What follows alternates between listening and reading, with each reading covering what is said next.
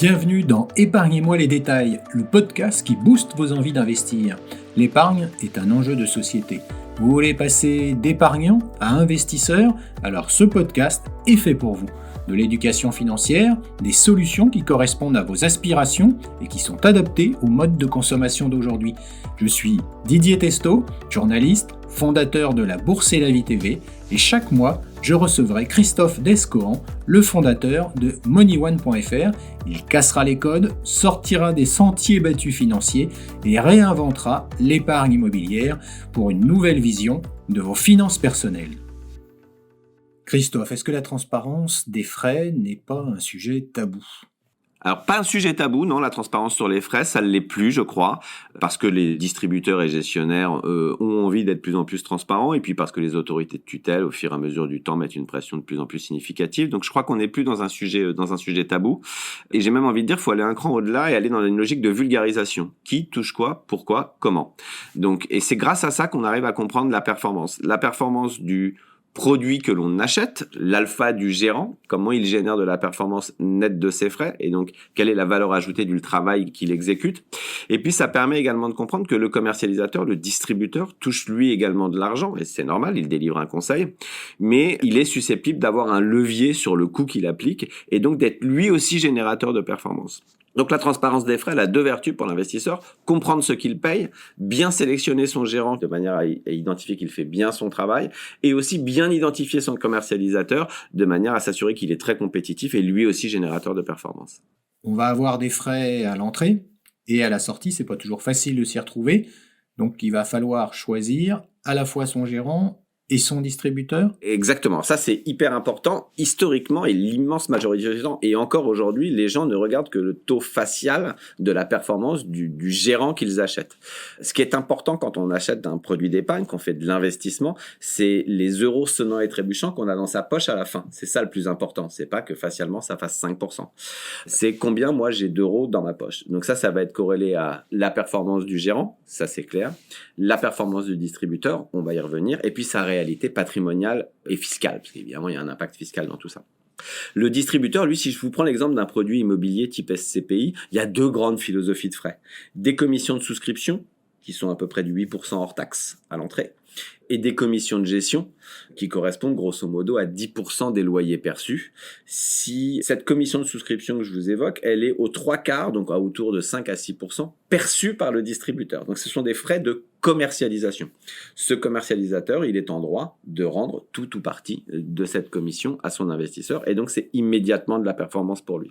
Donc on se doit bien évidemment, en même temps que l'on sélectionne son gérant, de bien sélectionner son distributeur, puisqu'il peut lui aussi être générateur de performance. Est-ce que ça évolue dans le bon sens pour l'investisseur que je peux être? J'y vois plus clair et il y a moins de frais?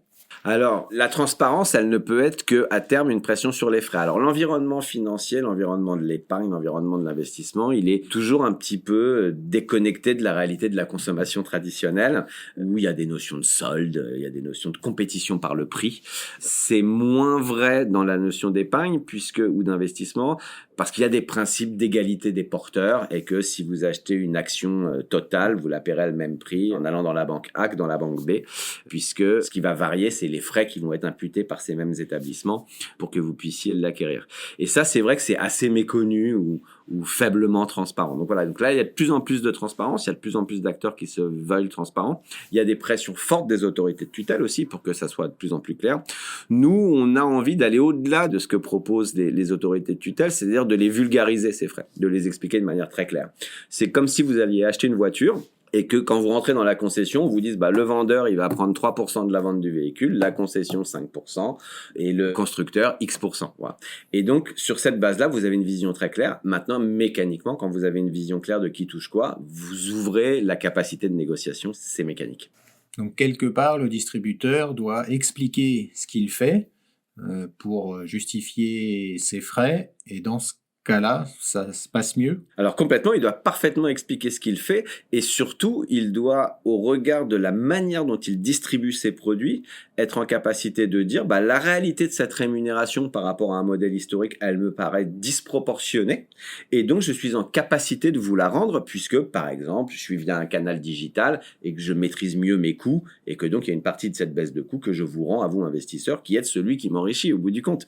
Et donc c'est complètement cohérent et c'est là où le distributeur devient générateur de performance. Donc on va prendre le produit X qui est un super produit considéré par tous comme un excellent produit. Selon que je l'achète dans l'établissement A ou l'établissement B, il ne va pas me générer à moi, individu investisseur, la même performance. Donc on se doit aussi, au même titre qu'on sélectionne un gérant, de venir sélectionner son distributeur.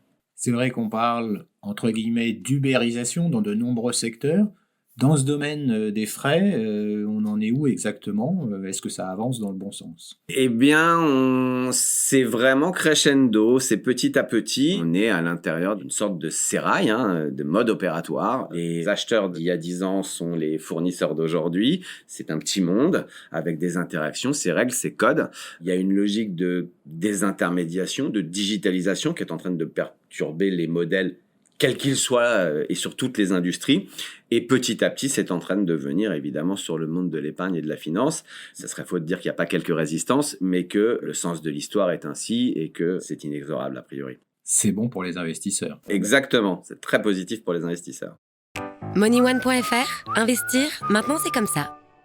La SCPI est un investissement de diversification dont la durée de placement recommandée est de 10 ans. Investir comporte des risques, notamment de perte en capital et de variabilité des revenus. Prenez-en connaissance. Rappelez-vous qu'un crédit vous engage et doit être remboursé. Alors ne vous basez pas que sur les revenus des SCPI pour honorer vos échéances de prêt.